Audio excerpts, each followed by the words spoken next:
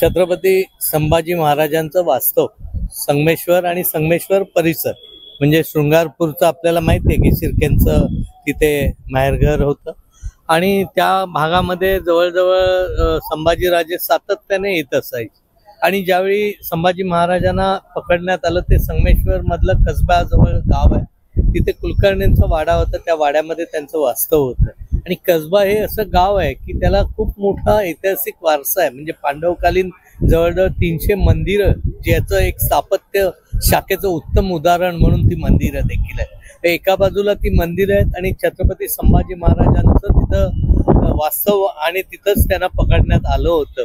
त्यामुळे आमची अशी आग्रहाची मागणी आहे की छत्रपती संभाजी राजांनी जो विक्रमी पराक्रम केलाय त्या पराक्रमाच्या आधारावर त्यांना साजेस असंच एक उत्तम दर्जाचं तिथे स्मारक व्हावं.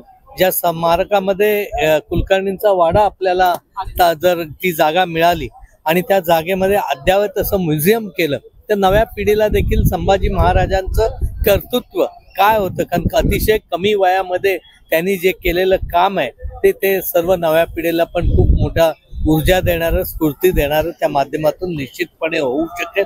याच्यापूर्वी 5 कोटी रुपयाचा निधी आदरणीय अजितदादांनी त्या कसब्या गावातील स्मारकाच्या निगडीत आपल्याला दिलेला आहे. त्याच्या अंतर्गत मेघडंबरी वगैरे जे छोट्या छोट्या गोष्टी आम्ही बऱ्यापैकी तिथं पुऱ्या करतोय, पण म्युझियम करण्याचा माझा मानस आहे आणि जर तिथं अजून 25 एकर जागा मिळाली तर अजून चांगल्या पद्धतीचं वेगळ्या पद्धतीचं म्युझियम आहे. या कामामध्ये पालकमंत्री उदयजी असतील, योगेशजी कदम असतील, प्रमोदजी जटार असतील, निलेशजी राणे असतील आणि आमचे तिथले खासदार आदरणीय नारायण राणे साहेब, ह्या सगळ्यांना मदत घेऊन आम्ही तिथं चांगल्या पद्धतीने काम करू असा मला विश्वास आहे.